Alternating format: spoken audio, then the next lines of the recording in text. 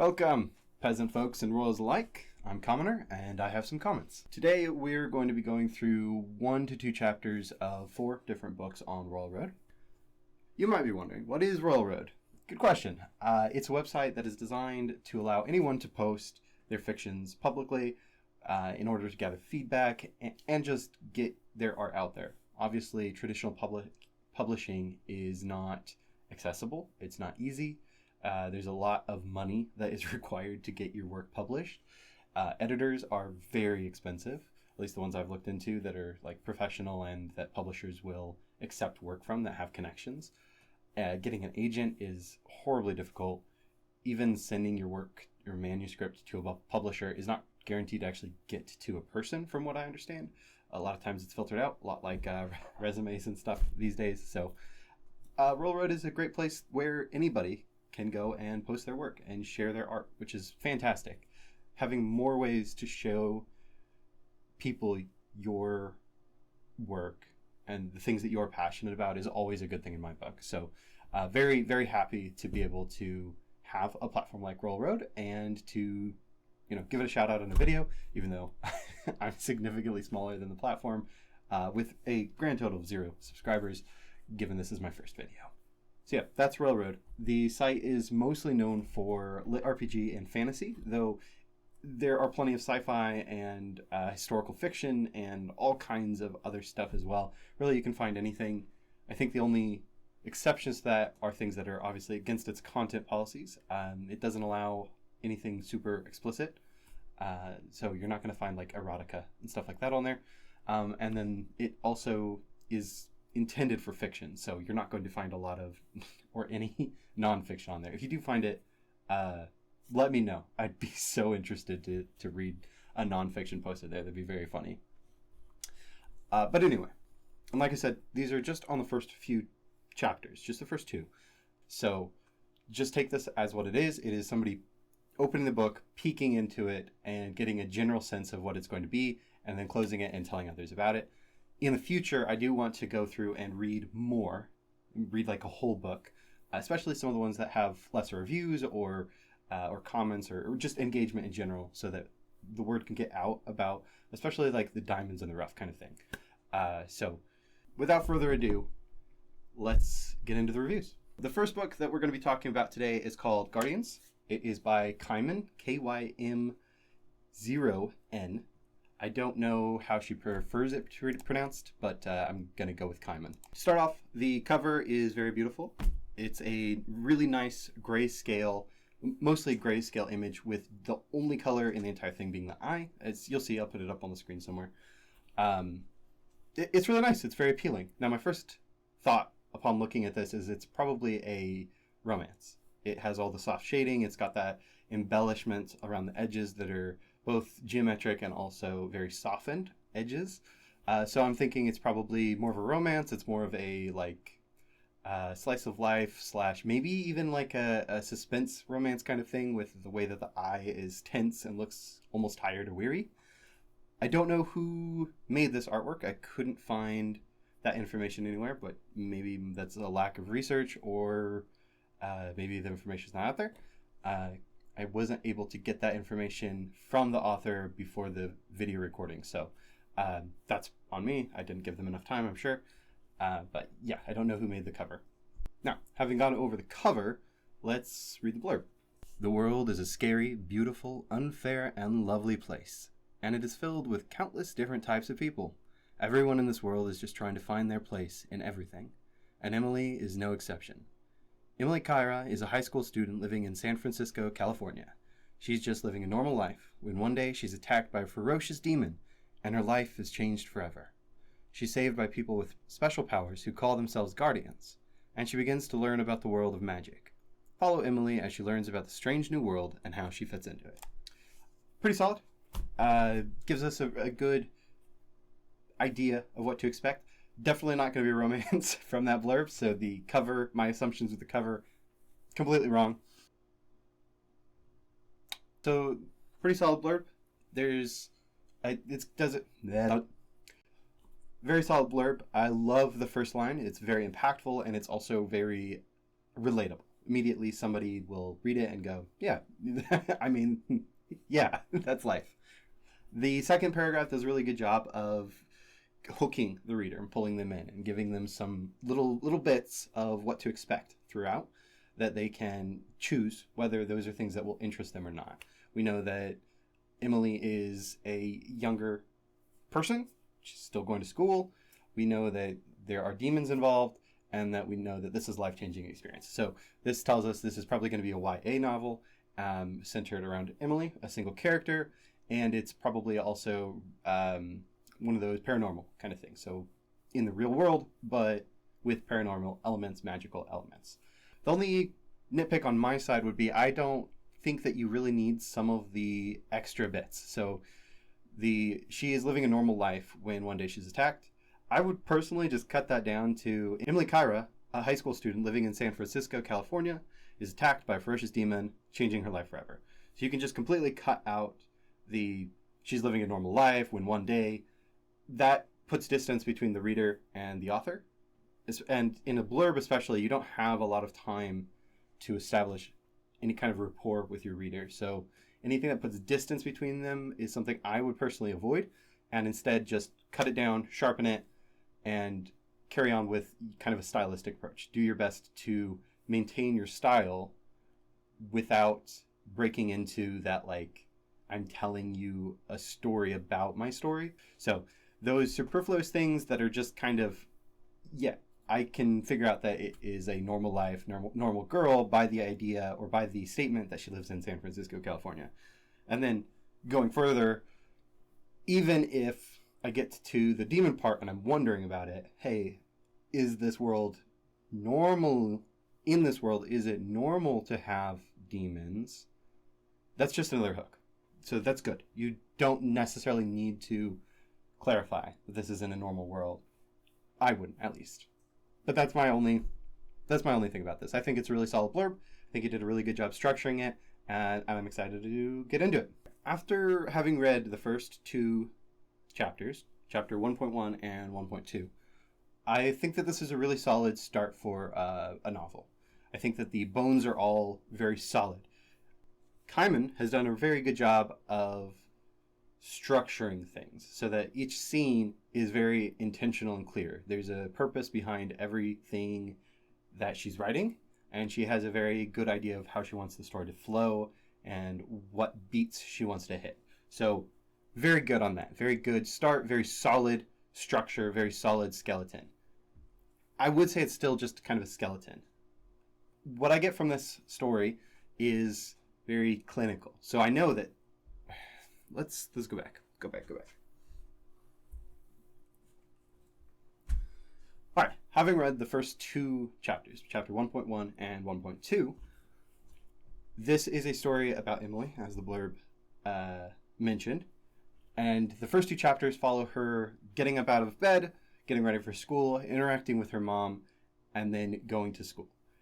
There's a scene break in the first chapter where, spoilers, obviously, there's a scene break where Emily is on her way to school and some weird stuff happens, or some weird feelings happen, I should say. Things are a little bit too quiet. And then Emily gets to class and she has to deal with the normal, social bullying. That's kind of standard for YA modern novels. Right? There's generally going to be a antagonist in the form of just some mean person, mean-spirited person, or people. So we meet that antagonist. I don't know if they're going to be a main antagonist for the story. It could be, or she could just be a throwaway character, right? Somebody to establish Emily's character, establish some backstory and some history. Don't know yet. Then the second chapter introduces us to Emily's best friend, gives us a little bit of information about what she is like as far as they're working on art together. So I don't know if that artwork is just because they're in an art class and are therefore forced to do art, or if drawing art, or if they are just like it, if that is the passion of theirs. That's not really expanded on, but we do know that they draw and do art together, and they have normal banter or normal conversation between two teenage girls. The next scene, Emily is going home when things feel off. She kind of turns around, looks, trying to figure out what's going on, and she's jumped by something. After that, she's saved by a mysterious figure who screams mana freeze, and then she loses consciousness. So it's a good all around. It's well paced. There's not too much going on. It's very focused. Like I said, all of the beats are there. My main feedback here would be to get some flesh on these bones. There's not a lot here to dig into quite yet. The structure is there. Like I said, the skeleton is very solid. However, we don't have tendons, and we don't have muscle and skin and veins and blood and all of the squishy stuff that makes a story interesting and grab you. It's very much a bare bones beginning. So I would say this is a very good first draft so far. And it just needs some of that fleshing, and then it's going to be very engaging and grab your readers. To give you an example, because I hate it when somebody says something, especially as vague as show, don't tell, without an example. I'm going to read a couple paragraphs, or a few paragraphs, 5 paragraphs, that are in chapter 1, scene 2, and I think this scene could be so powerful, and will be so powerful once that flesh is given form. Right now, it's not bad. I'm not saying it is, but it is very bare bones. It's very fast. There's not a lot of tension, and I feel that the moment that is being described deserves that tension, deserves that pull, that drawn out element to really make the action sing. So I'm just going to read what Kaiman has written, and then I'm going to read a version I've rewritten, trying to keep as many of the details and as many of the pacing bones as I can, while also adding more of that show element, trying to draw out some tension, try to get that tone, try to... Yeah, you'll see. And for anybody who's not the author or is not interested in writing feedback in general, you can just take this as a little sample of the book and see if you like it. Win-win. The walk was peaceful until I turned the corner of a block and heard what could only be described as a hissing noise from somewhere close by. It was a horrible, scratching sound, and it seemed as though it was coming from behind me. I turned to look, but nothing was there. I started to get nervous. Is it someone's pet? I wondered. Then, suddenly, the sound vanished as quickly as it had come. I stood there in silence. Even the rustle of leaves had gone quiet. My unease growing, I continued my walk home, but now with a quicker pace. I sped up so much that I was practically running. Then, as I passed a gap between 2 buildings, I felt something grab my arm and roughly pull me off the sidewalk. One moment I was looking at the sidewalk in front of me, and then the view blurred as I was swiftly yanked into a dark alleyway. Again, I do think it's a good scene. It's a really good start, but there's no real tension because we start with Emily saying it's peaceful. Okay, I don't know what that means. I also don't know where we are. Everything seems a little bit indistinct. We know we're on the corner of a block, so I can kind of vaguely fill in. There's probably pavement and asphalt, and we've got buildings, but I don't really know anything else. Not enough to really try to capture or piece together a scene. I also don't know what the environment is like. In chapter 1, it's mentioned that it's very cold, that it's a brisk day, that there was wind, I believe. So if we remember those details, we can apply them here as well. But it doesn't give us anything that indicates Emily's feeling any of those. We really just see the actions without any of the tone. There's no tone or mood being built up around it before the action happens. So what I would do would be something more like this.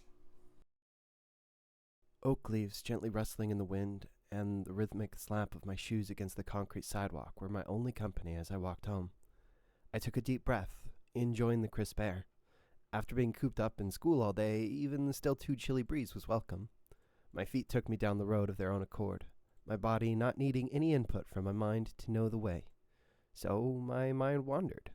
I tried to decide whether I should get started on one of my newest assignments when I got home, or dig into some of the older ones which silently nagged and judged me from their crumpled spots at the bottom of my bag. As I turned the corner, The one separating the old pub that I'd never seen anyone enter or leave, and the most overgrown florist shop in existence. My ears pricked as they picked up an odd and somewhat painful sound. It was somewhere between a hiss and a scratching noise, almost like what I heard when the dentist was scraping various metal instruments against my teeth. It was horrible. Turning around quickly, I shrugged my shoulders to settle my backpack and searched for the source of the offensive racket. I saw nothing, but the sound continued from somewhere in front of me. Shaking my head, I took a slow step back. Is it someone's pet? I thought. It has to be, right? Or maybe someone's old banged-up car trying to start?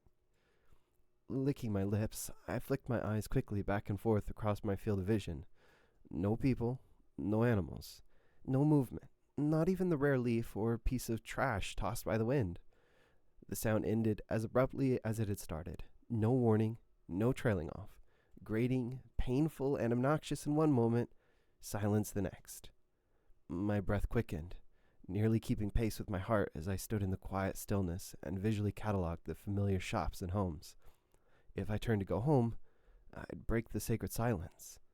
Hands reaching up to grab hold of my backpack straps again, I shook my head. Don't be silly. Silence isn't sacred. It's time to go home.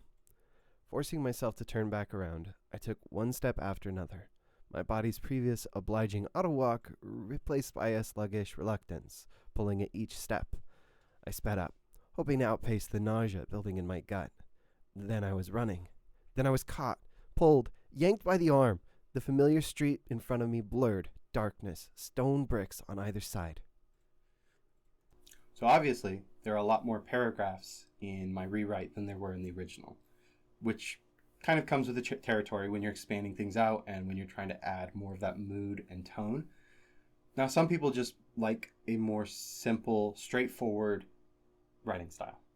There are readers that prefer that. There are writers that prefer that. That's fair. If that's what you're going for, that's what you're going for. But that would be my feedback, is just flesh it out, and then you've got something really cool. And anybody who's watching this that is a reader, go check out Guardians by Kaimon. It currently has 7 chapters available. The last one was uploaded 3 days ago. It looks like Kaimon doesn't have a super consistent posting schedule, so maybe just follow, and then when she comes out with more chapters and you want to binge, go get it. All right, now let's look at Every Way the Wind Blows by Busrob62. It is a story or a book in the Every Way the Wind Blows series. After reading the first chapter, which is about 8,000 words, so it's a pretty good, pretty meaty chapter, let's talk about it. Now, looking at the cover of this book, it's nice. The impression I get from looking at it is that the story is going to be based around a young girl who is in some way royalty or maybe noble. The color choices lead me to think that the story will be more gentle, lighthearted, without any truly horrific themes or plot points or anything like that. It'll be fairly tame as far as the main content. That doesn't mean that the underlying messages will be tame, but that's the intent, or that's the impression I get just from looking at this. The font is a little bit difficult to read, especially the title of the actual book itself, Every Way the Wind Blows. It kind of blends in, especially at a distance.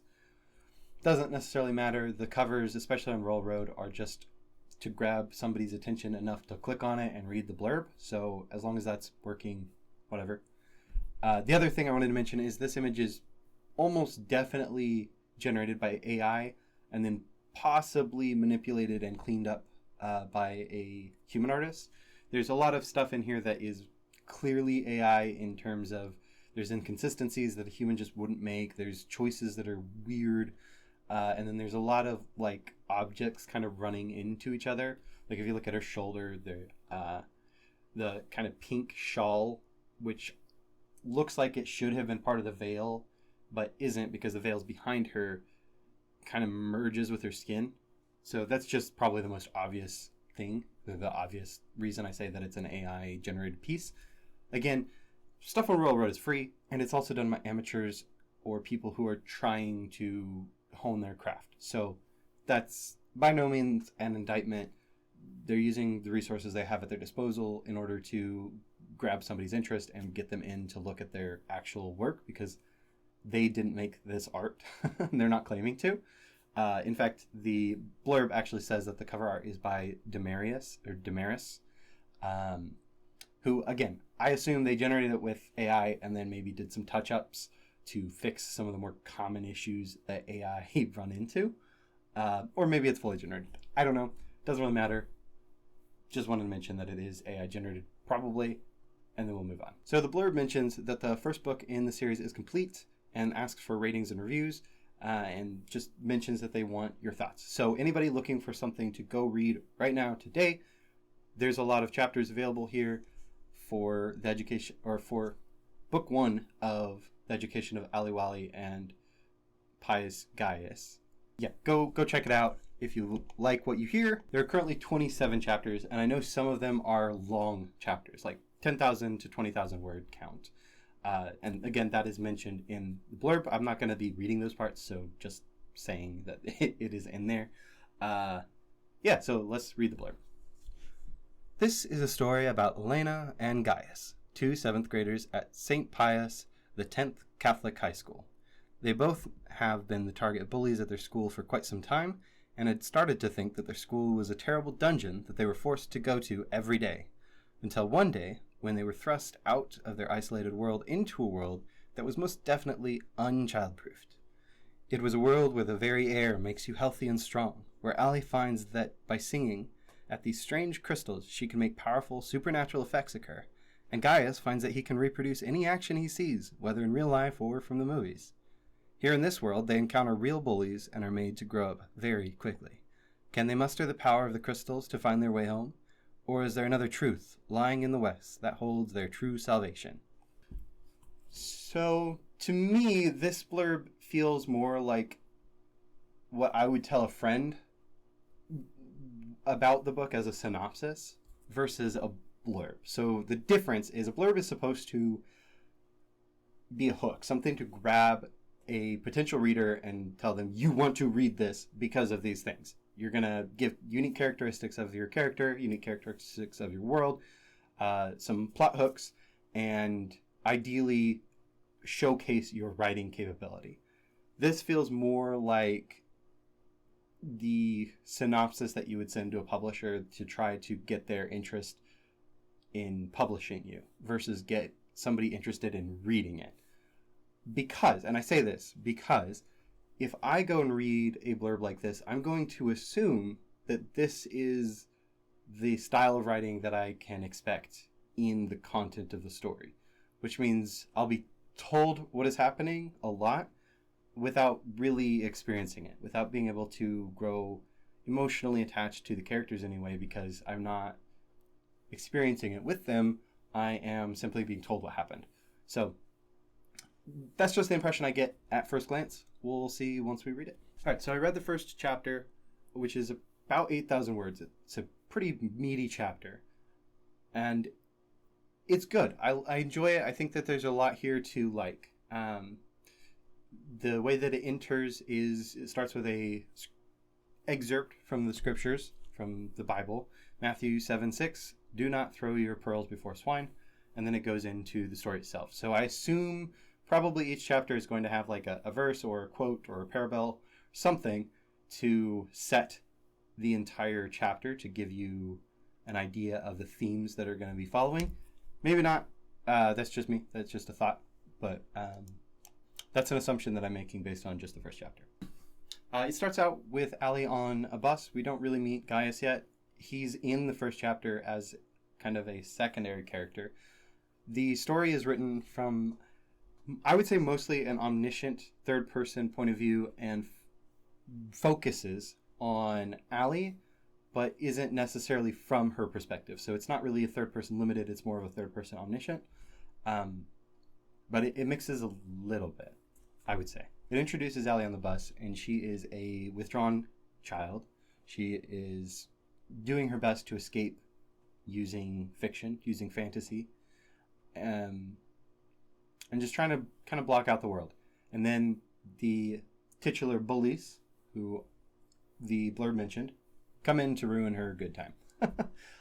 She notices that she wasn't being bullied at first, looks up, sees this group of people that are all harassing another character, Gaius, who is also trying to mind his own business.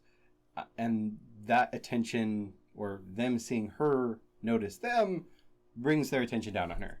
And that leads into kind of a flashback where she remembers the good old times with one of the mean girls who is now, who was previously a close friend and now is one of her tormentors. Following that, the bullying kind of escalates and gets worse and worse. And then her book, her prized possession that she's brought with her on the bus today for a specific reason, which I don't want to say because that would definitely be a big spoiler, and I do think you should go read it, is destroyed, which sets off kind of an emotional series of events that concludes with a very, very powerful end scene where she is at home and she's listening to her parents discuss the events of the day and also kind of their perspective on things. Now, as the blurb mentioned, the themes are very much around bullying and harassment.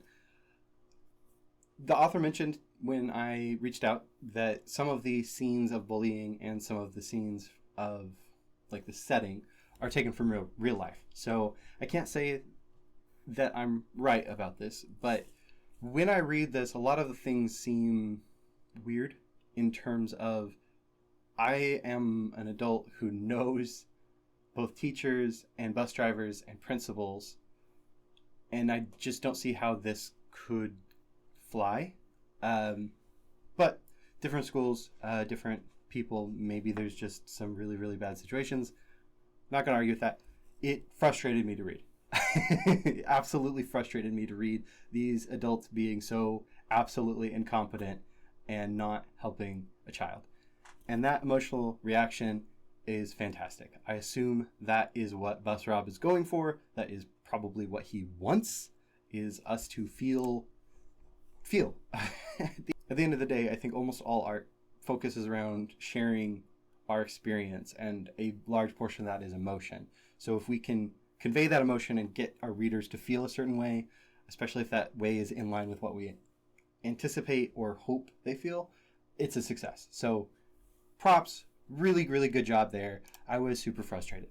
And then at the end of the first chapter, I was a little bit teary-eyed, a little bit sobby. It was hit hard. It kind of hit out of nowhere. Not out of nowhere in terms of it wasn't built too properly, but the emotions were built in such a way that I didn't realize how impacted I would be until I got to that last part of the end of the chapter and was like, oh.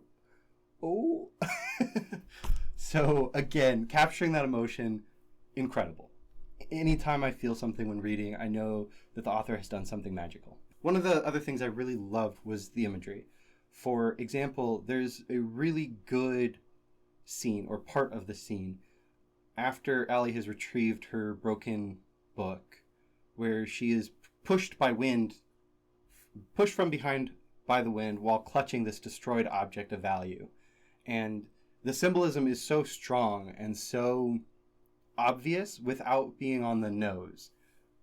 It was the perfect balance of you've established something that tells me this is obviously intended to be symbolism without me rolling my eyes, which is also hard to do, especially in chapter 1. Usually you're going to have to go several chapters before you start getting in the groove of having the room to build those kinds of symbolic moments without them feeling cringy or forced. So I'm going to explain what I think the symbolism is, because again, symbolism is one of those things that's super subjective.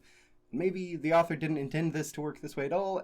If so, Bus Rob, let me know. I would love to know if I just completely misread this. So for some reason, I forgot to mention that I was going to read the excerpt that I was talking about and then give my thoughts.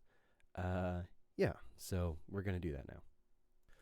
She had no idea how long she was leaning against that railing, no idea how many tears she had shed, but her misery was broken by a very strong wind that came from nowhere and whipped her hair out to the side, straight out from her head. She clutched the book tighter as to not lose any more of it. She was finding it hard to stand still. The wind was pushing her toward the end of the railing, toward the slope that led down toward the creek. She fought it, and just before she reached the end of the railing, the wind stopped as quickly as it had come. So the moment, to me, the way that I read it, again, maybe I'm just reading into it, maybe the drapes were just blue, but the way that I read it was the wind was symbolizing both forces of change and oppression. Something that was forcing her to do something. So that could have been either. And it was also something that she was resistant to, but failing to resist, which again goes back to the previous rest of the chapter, where she's semi-resistant to being bullied and taken advantage of, but not enough to stop anything from happening. The imagery of her holding her broken book, which is, I don't want to spoil anything again, but it's a memento that ties her to her past, both to her family and to her friend, who is in a way also probably considered dead to her.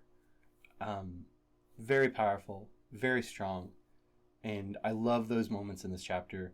And those are the reasons that I want to continue on. Those really well-crafted moments that feel very impactful, that feel like they hold a lot of meaning, even though it's just one paragraph.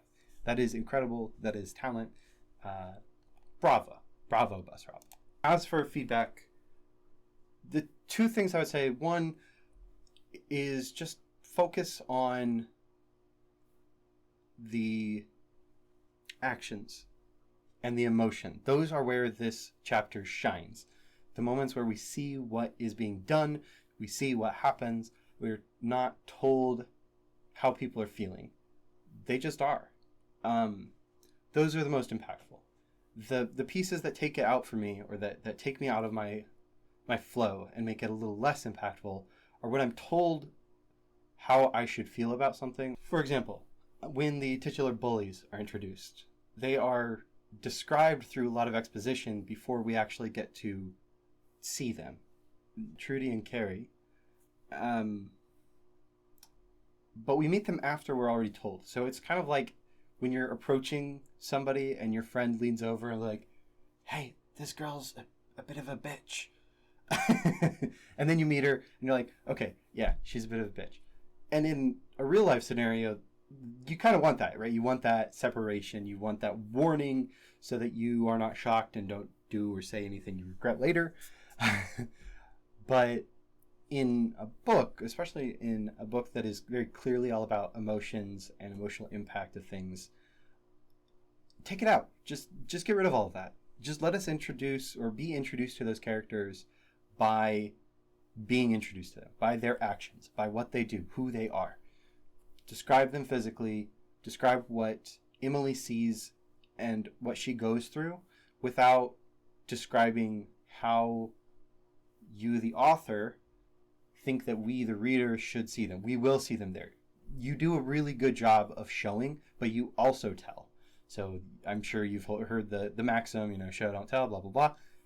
You do a great job of showing.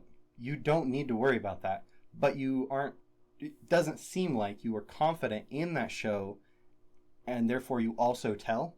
I would just say, get rid of as much exposition as you possibly can. You do a great job showing us the characters through their actions and through what they do, what they say. You don't need to have those additional bits. For me, every single time we got to one of those parts of expositing, it cheapened it for me. The other bit that I would tweak is the flashback where Allie relives her worst day with her best friend, or former best friend. It's a great scene, and it needs to be there to understand her character, but the way that it's framed is a bit off-putting. So the way that it's framed is Allie sees her former best friend and is hit by these emotions and this flashback. And she's thinking about, this was the worst day of my life. That's not really how the human mind works, though, especially when you're seeing her every single day, which Allie clearly is if she's on the bus and her former friend is on the bus as well, and she was reminiscing about how this happens all the time. These people are always mean to me. I'm always picked on. That means that this is not new. So why would she be thinking back to that previous worst day? Just reframing that, I think, would help a lot with the flow of the overall chapter. Personally, what I would do is just change it a little bit so that instead of this happening as Allison approaches her, it would be maybe Allie looks up, she sees the people picking on Gaius, she notices Allison maybe off to the side, maybe smirking a little bit, maybe enjoying it, and that gets her to wondering, when did she change so much? When did she go from being a really kind person who I was best friends with to being a horrible bitch who is more than happy to smirk at somebody else's misfortune and enjoy their suffering? When did that happen? And then that can be a natural segue into, is this moment, this day, when she changed? And then you can play the flashback. And also, I would remove kind of the last sentence of that scene. That had to be the second worst day of her life. Today seemed to be shaping up to be the third.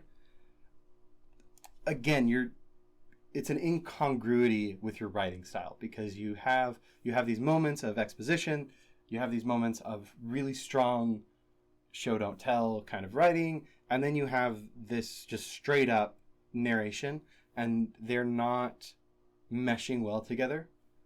They all feel separate. They feel like three different writing styles that don't all come together to be a cohesive whole, which makes it even more incredible to me that I definitely got to read more of this book, and I felt so emotional throughout it, because again, there's those things for me would generally be a stopping point. I would generally be like, this isn't for me, put it down. I don't like the inconsistencies in writing style. Personally, I'm very much a fan of the show me, don't tell me. I don't mind clipped sentences. I don't mind fast paces, but I do need to have those moments of like neat things that I can sink my metaphorical teeth into. And this has a ton of that. But then it's also got like those, I would call them like gristle almost, where it's like, you're telling me how to feel about this character, and then you introduce her, and you introduce her so well, but you've already told me, so it got that something stuck in my teeth. So anyway, again, everybody, if you like emotional reads, if you like fantasy, go read this. Very well crafted. The ages I can see being a bit off-putting for some people because they're very, very young kids. But it's impactful. So I would say go read it. Let's look at book 4 on our list. This book is called 8 Chronicles, and it is by S.M. Roon. There are 2 covers, one for the first volume, one for the second volume. The cover for the second volume is the one that we're going to be talking about right now. That cover didn't exist when I started this whole process. So I already read the blurb, already read the first chapter of this book, so I can't really give a fully blind idea of what I thought of the cover and the impressions it gives, because I already know a little bit of what's going on. However, I did my best to give my thoughts in an unbiased or unspoiled, I guess, an unspoiled kind of way. So hopefully it's still valuable. The cover is gorgeous. It's a beautiful stained glass mural-like piece. It reads really strongly of fantasy, magic, fae, mysticism. All of those elements come through really clearly. The uncertain ground texture especially, I really love that. It seems to indicate to me that the story is going to be about upheaval, uncertainty, a difficult journey. And that difficult journey is emphasized more by the elf and fairy that are the subject of the piece, the main subject in the foreground, where the elf is wearing a travel garb of some sort, and he's got like an orb up here that he's holding. So that definitely screams like I'm trying to find or searching out something mystical, magical, whatever. And yeah, it definitely reads as a journey. But overall, the cover is really cool, really compelling. I would absolutely be clicking on it if I just saw that with nothing else. The cover was done, by the way, by Wandering Brain Spasm. I think that is another RoyalRoad user. So very good cover. Now, let's get into it. On the planet Eden, on the Vulpine island of Crescent, Arthur Avalon and his family plot a secret war against Godfather Adam and his hellish forces. Meanwhile, and far away in the land of Nod, Lilith plots her revenge. When angels and demons gamble with human souls, and the fate of destiny itself is at stake, who will win, who will survive, and at what cost? Overall, it's good. I think it's a compelling blurb. It's short, it's to the point, you've got everything flows together really well. It's just one paragraph.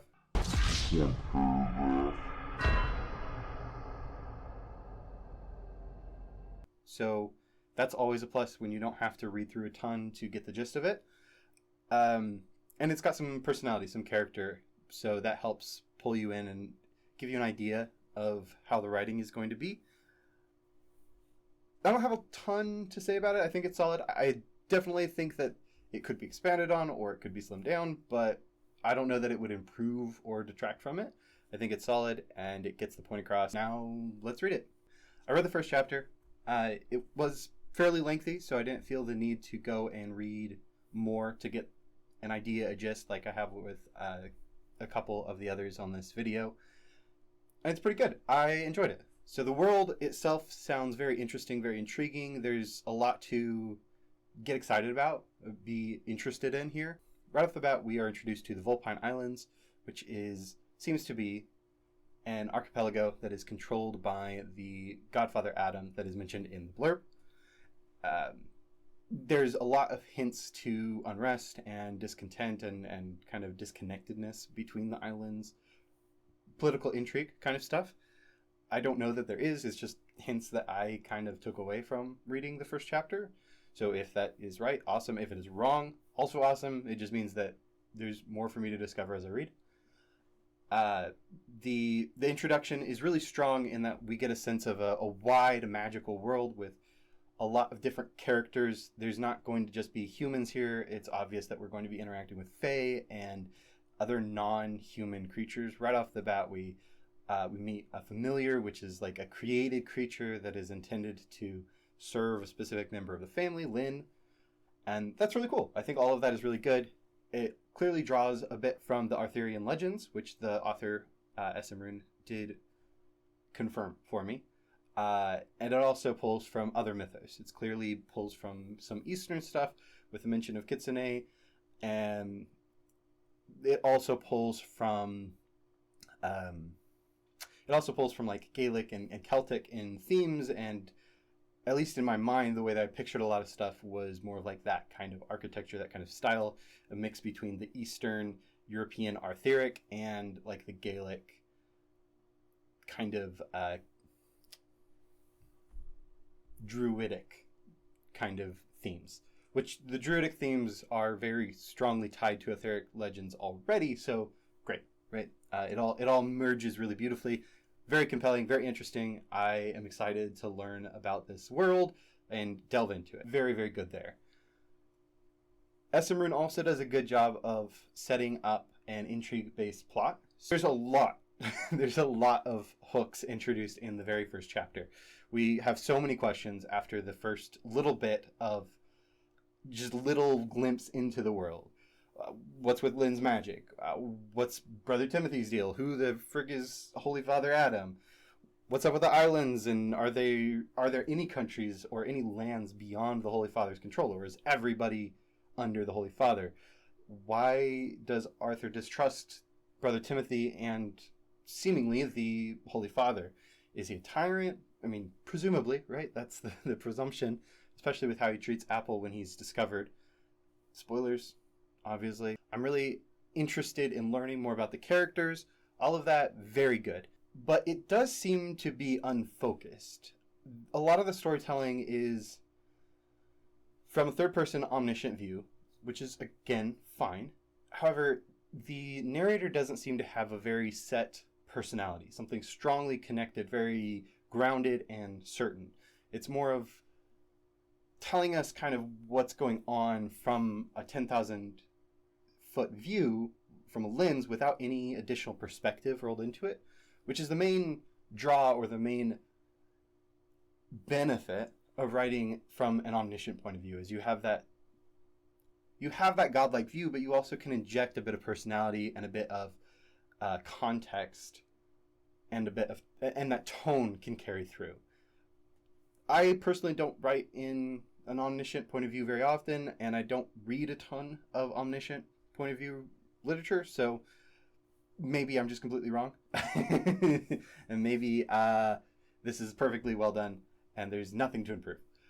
However, in my perspective, I would want more tone, more mood, and more consistency in the narrator's voice and what they add to the story. Or, failing that, just maybe pull it back and go with a third-person limited, which is, in my opinion, easier to write and easier to execute in a way that readers will resonate with. So anyway, what are the advantages of an omniscient third-person perspective in writing? Well, first, you've got an outside perspective that can see and explain things to the reader, which none of the characters will independently understand, without having to take the time to move them between a bunch of different characters and give them a lot of context and build it up, and then they have to figure it all out for themselves. That's one of the advantages of an omniscient point of view, which I think is one of the reasons that S. Emmerich goes for it here. It is well suited for a political intrigue kind of thing if the intrigue is not about figuring out what's going on, and it's more about observing the interactions and the connections and the plotting and all that, which I've only read the first chapter, so maybe I'm completely wrong, but what I'm getting out of the first chapter is that is the idea behind the series, is it's going to follow that kind of journey where we see what's going on from outside, from above, and don't necessarily have to put too much together ourselves. It's just going to be, here's what's going on. And then I'm hoping that the journey, the narrative itself, the compelling part is going to be focused around the characters and how they operate within that. Because that's how you would make that compelling, is you have to have some form of agency for the reader, something that they can grasp onto. And if you're going to be showing them or telling them a lot of stuff, then what we are left with is we need to be able to grab on the characters. We need to be very interested in their reaction to these things we already know about, and interested in how they're going to work within the confines of that web that's being woven. But again, first chapter, there's a lot of a lot of speculation on my part, which again, it's great. So the first chapter of this book is 2 scenes. There's kind of a prologue-esque scene, and then a full scene that follows a couple of characters. So the first scene is establishing the world itself. Like I mentioned before, that's where we get this kind of panning view where we get to see the Vulpine Islands and the surrounds and get a little bit of an idea of what's going on there and what things look like. An establishing shot, if you will. And that also leads into the primary narrative hook of Brother Timothy arriving at the castle and essentially inserting himself, unasked for and unwanted, into the lives of Arthur and his family. The next scene follows Lynn and Apple, and Lynn is a little girl, and Apple is her familiar, who was created for her by the maybe antagonist, the God King Adam, who created Apple in order to translate for Lynn because she is deaf. She can't hear, so she can't speak aloud, or she can't speak aloud coherently enough for people to understand. So she needs some help interacting with the other people in her life and communicating, right? So it's very interesting to get to see some of that dynamic. And then the end of the chapter really establishes the hook when Apple is caught trying to spy on Brother Timothy. and things come to a head. Very good climactic end of the first chapter, so bravo there. The only things that really I kept thinking throughout was, I wish I had more of an idea of what the mood / tone / point of view is supposed to be. Because it's written in a third-person style, third-person point of view, but it seems to kind of flip between third-person omniscient and third-person limited without hitting the strengths of either super strongly. What I mean by that is when it pseudo changes to third-person limited, the language changes up a little bit and it seems like we're trying to follow Apple. Great. Sounds great. Sounds awesome. One of the things that third-person limited does really well is allows you to characterize whoever you are following in your point of view, and especially your language choice is helpful with that, right? You can choose which words to use and communicate to your audience the thought processes and the way that somebody thinks without actually telling them the way that they think. So that choice was great for a paragraph or two, and then it kind of zoomed out. So it was almost like when you're playing a game and you kind of you scroll the wheel in Skyrim and you go into your first person view. Okay, and then you zoom out, and now you're in a third-person view, and then you keep zooming out, and now you're way up here. It wasn't very consistent how the narrative was told. I thought it was going to be third-person limited for a second, and then it moved to third-person omniscient. I was like, okay, that's fine too. But again, it doesn't take advantage of what omniscient is good with, which an omniscient point of view, what it excels at is giving a personality and a voice to your narrator, who can then provide additional context to your readers that the characters themselves don't have. And I actually thought that was going to be there in the first scene, in kind of prologue scene. I thought that the narrator was going to be kind of a dismissive and almost condescending presence, which I thought was cool. I thought that was an interesting choice, where the storyteller would have some form of, I don't know about grudge, but like they would see the characters as below them in some way. And that seemed interesting. And that was just little hints from kind of the storytelling style and the word choice and all that. And again, I was there for it. I thought that was a really cool choice, and I was excited to see more. But then it moved into Apple's section and did that wheel scroll into a third-person limited, kind of, and then immediately zoom back out. And it's just all very whiplashy to me.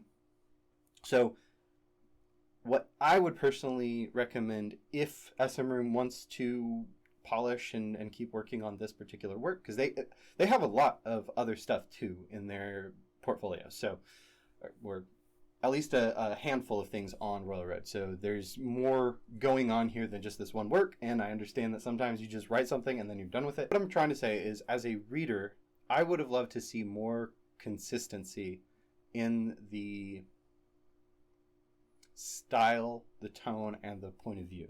Working on your mood and your tone is going to do wonders for improving your grabbiness, for lack of a better term, your engagement, the way that the story captures and holds readers. Because as it stands right now, it's fairly jarring to have those sudden shifts between third-person limited, third-person omniscient. Sometimes there's a kind of snarky and dismissive and derogatory tone toward the characters, and then sometimes there's not.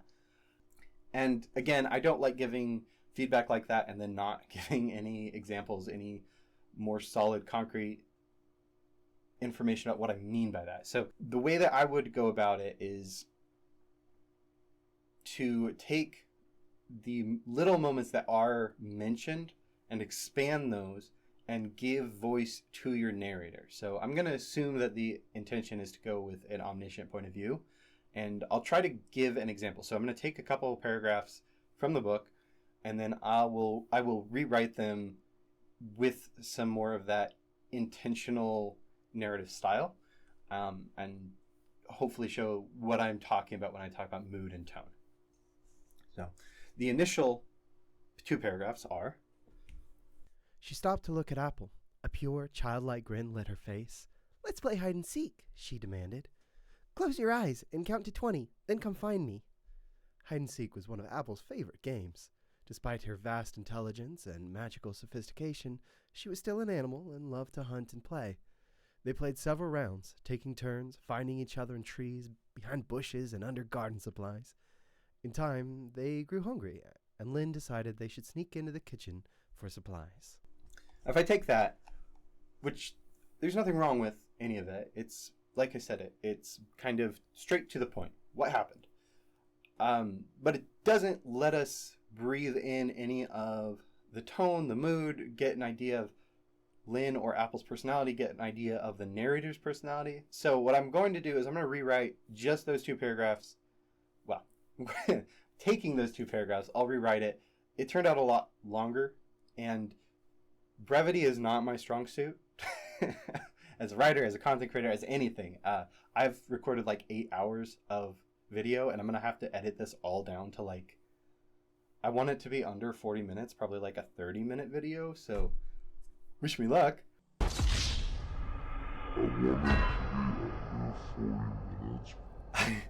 But yeah, brevity is not my thing, so obviously somebody who is really good at brief, stylized writing could do a better job of giving an example that is strongly toned, strongly mooded, while still being brief. That's just not me. I'm super sorry that I can't give that to you. So I'm just going to give you what I can, and hopefully the idea will be there, and then SM Rune can take it if they want to and run with it.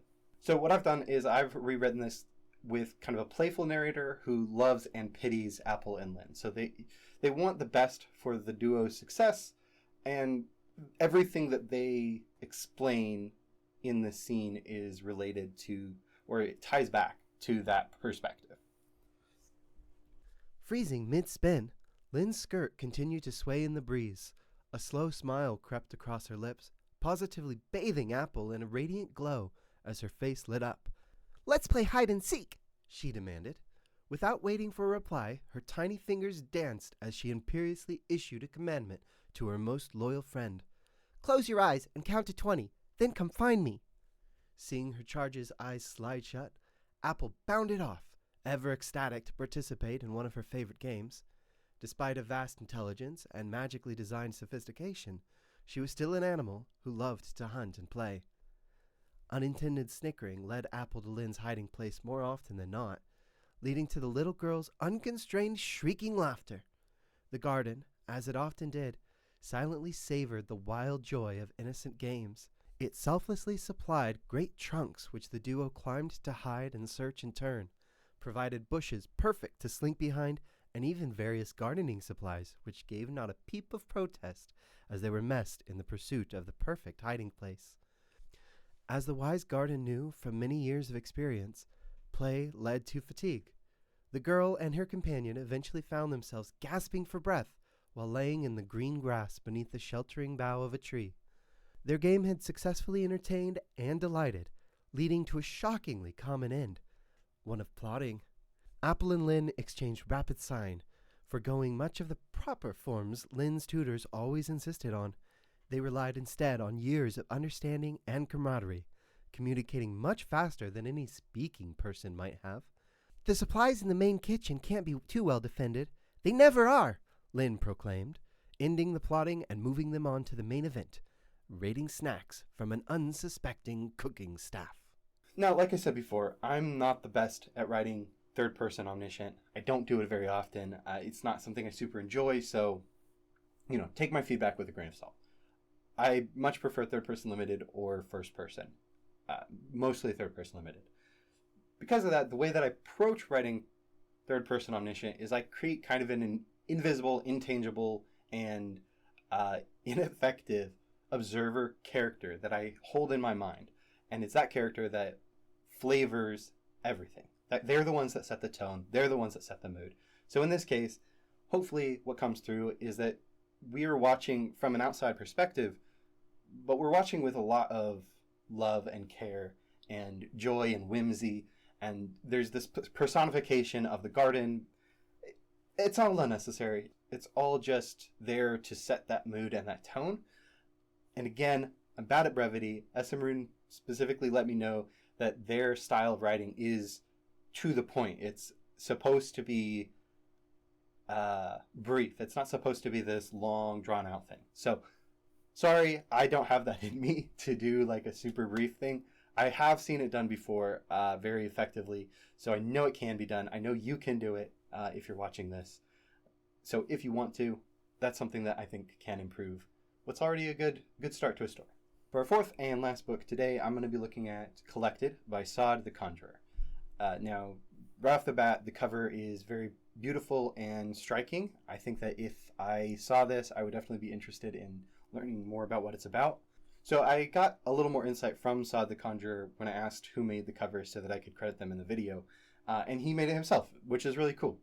He said that he enjoys the process of putting together these covers in order to kind of add his own personal touch to it and make sure that there's a balance between cool graphics and representing the mood and theming throughout the book. So really, really cool. And it also brings that extra dimension of now I know that I can look into it and try to parse through the hidden messaging within the image, because it's clearly going to be done intentionally. That's really cool. I love it. So yeah, looking at this cover, all that's paraphrased, by the way. That's not exactly what Sod the Conjurer said. So if I misrepresented you in any way, feel free to comment, tell me I was way off base, and correct me. I don't mind being corrected. I don't mind feedback. So yeah, just let me know. Anyway, I think that Sod the Conjurer did a great job of meeting the goals that he stated, of like balancing that really cool graphic style with moods and theming and all of that. The background screams like dissonance and wavering uncertainty and chaos and lack of focus and distraction, and all of that is clearly very intentional, with the main focus being this all-consuming fire that overpowers but doesn't necessarily suppress anything in the background. And it brings to mind magic and probably some kind of like flame, maybe cultivation or something like that. Along with the title Collected, I immediately assume that there's some kind of collection mechanic that is going to increase that flame in some way. It's going to be food to the fire.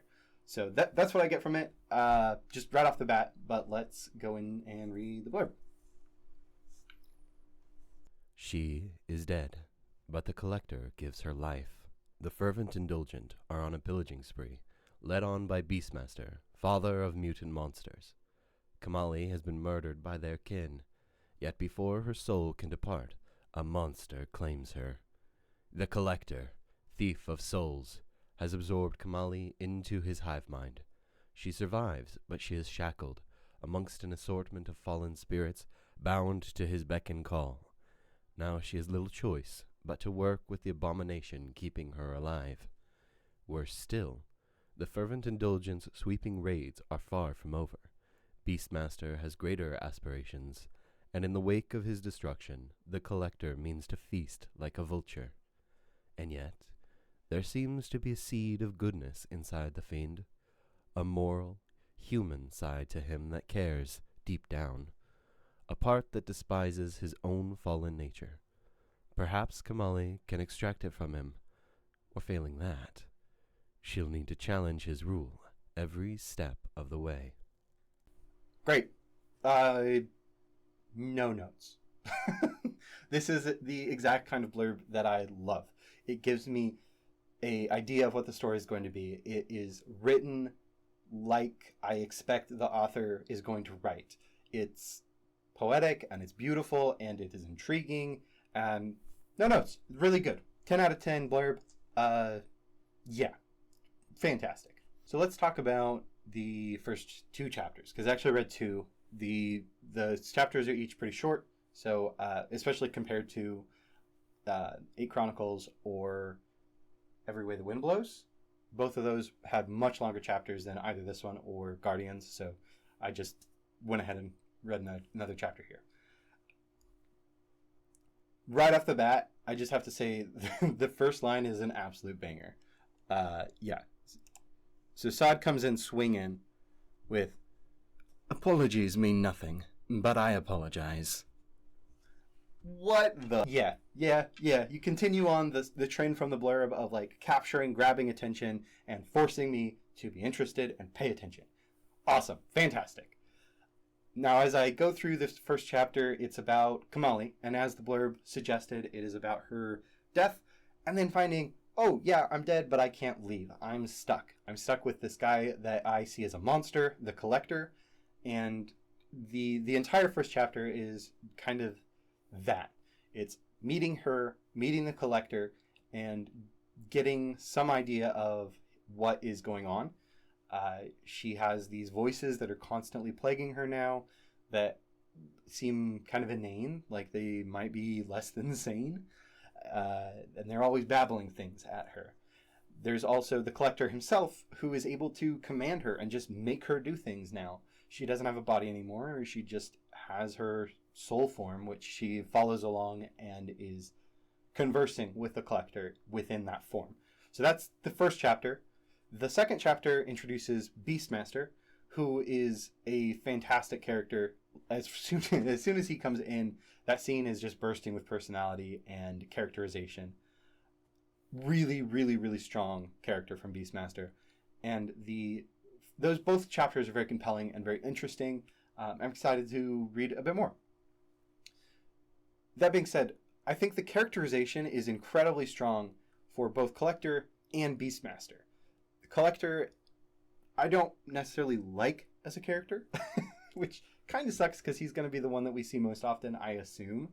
But I can understand his character. And I think understanding his character is more important than liking him, especially when he's not necessarily intended to be liked. He comes across to me as a coward who has gotten a lot of power, so he can pretend. And I get that from context clues, as well as the way he speaks, and just other experiences in my own life where I've had similar encounters with people like that who act with like this concern that feels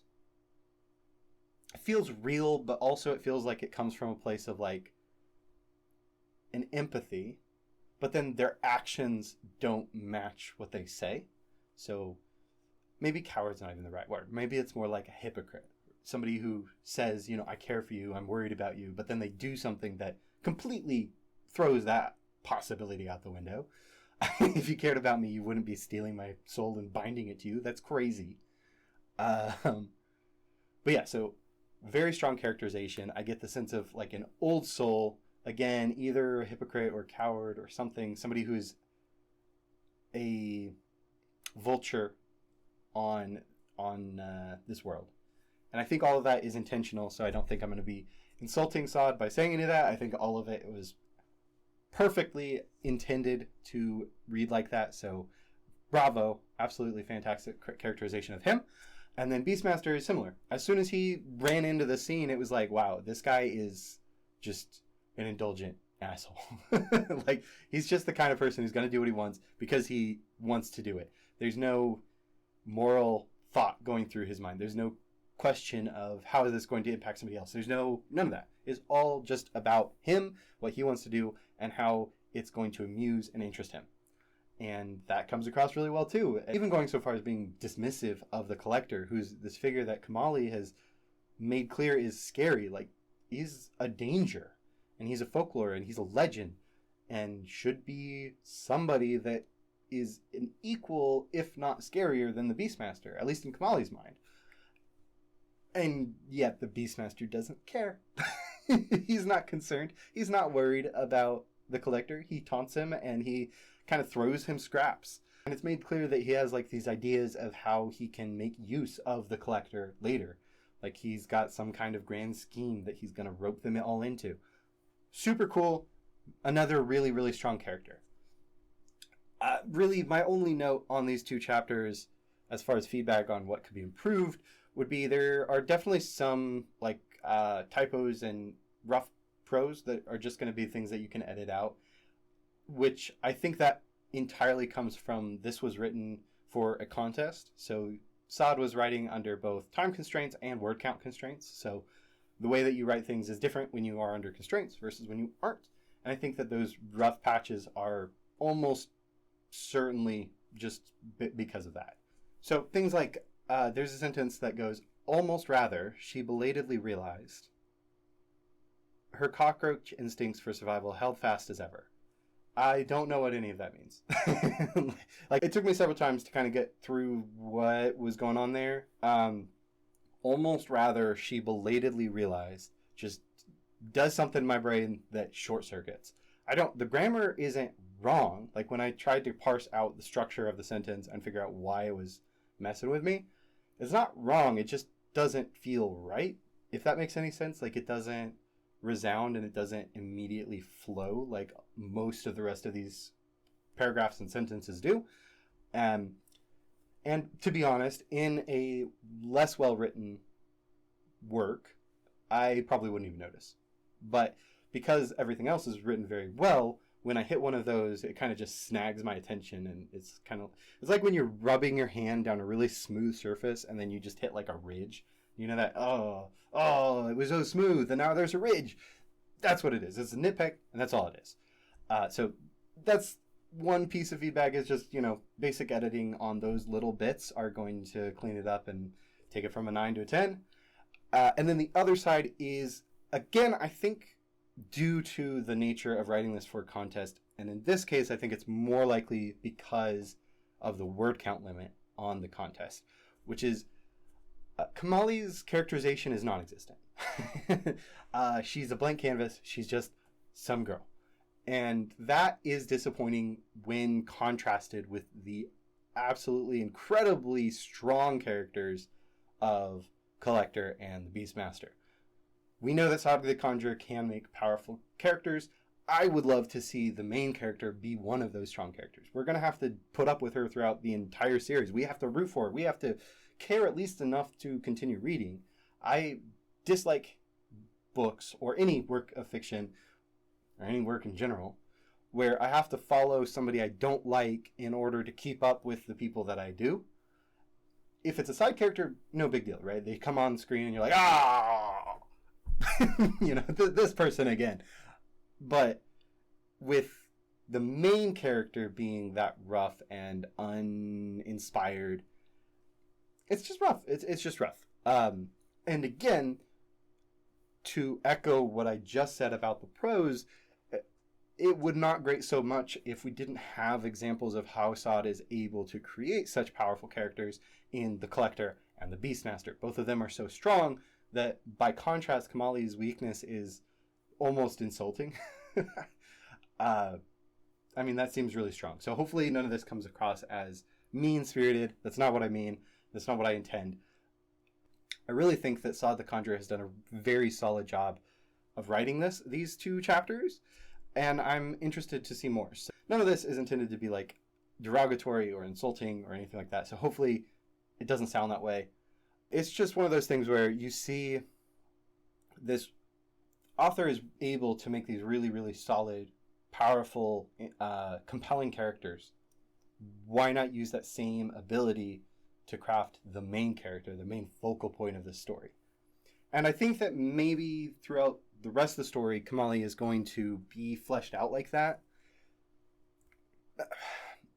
But that sounds more like an excuse to my ears than anything.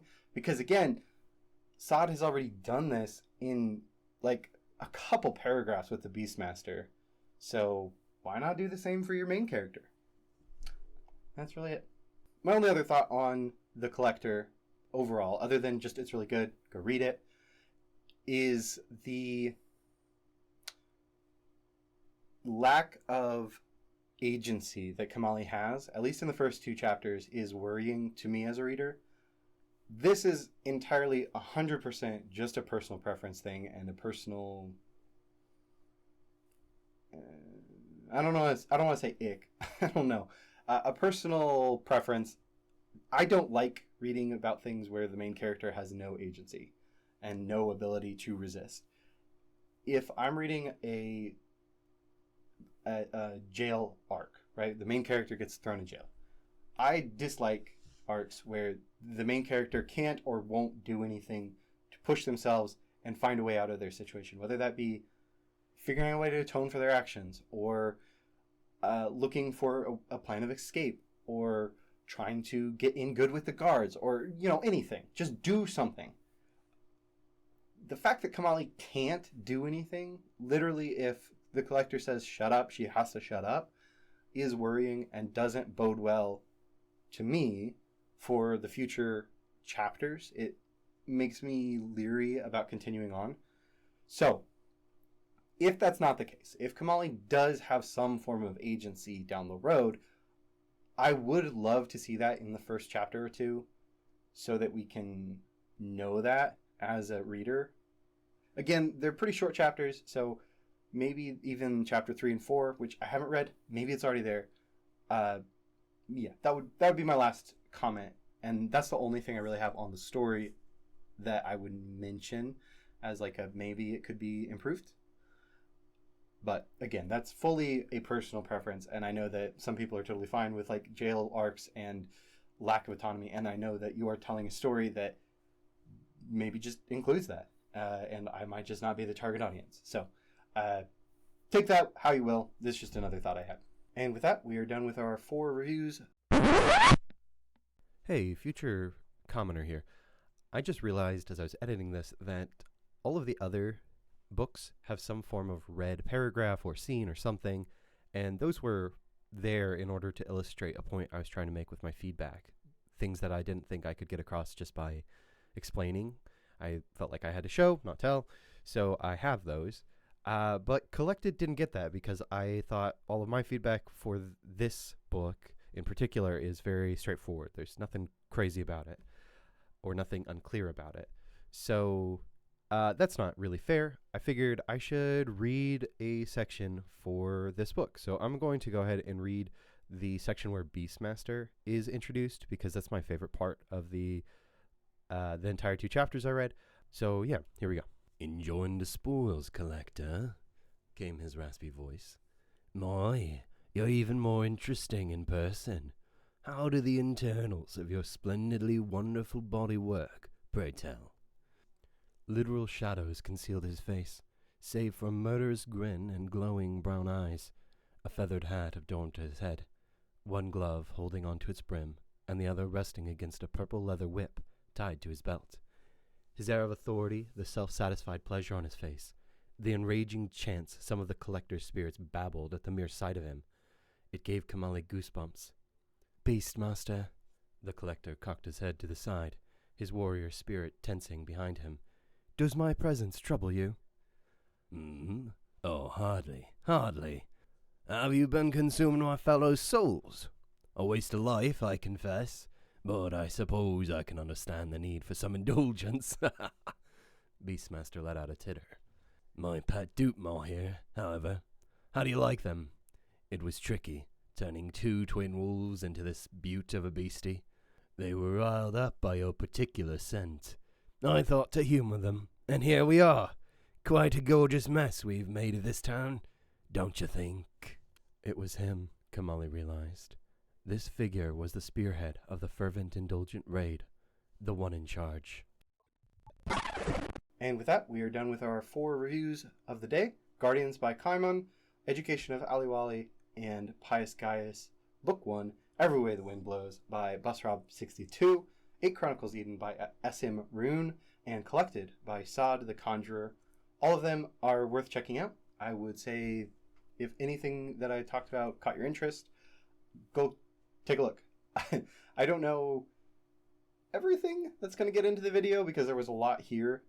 So hopefully I do a decent job of piquing some people's interest and getting them to go check it out because all of these authors deserve your time and your eyes. Of all of them, Guardians is definitely the least developed so far. There's really good bones, like I mentioned, and if you like just a straightforward story without fluff, quote-unquote, and I know some people do, then this one's definitely for you. Go read it. Similar to 8 Chronicles Eden, though less so. I still think SM Rune has more flesh on those bones already.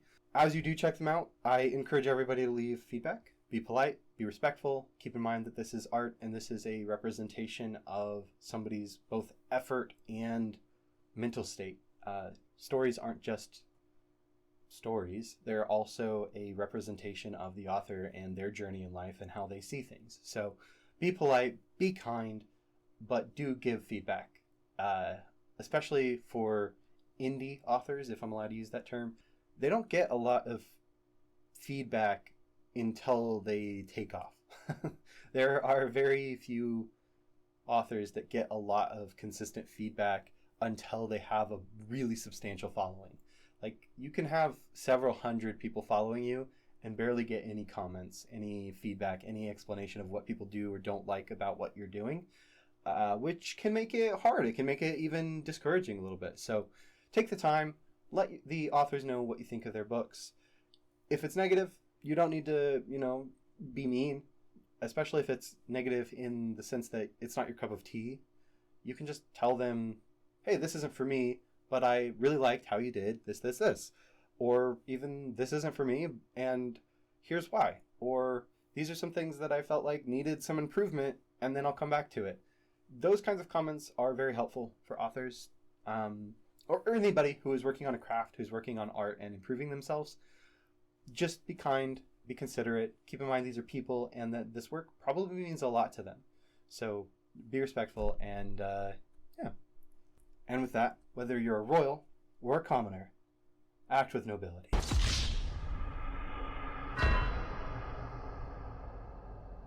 Bye.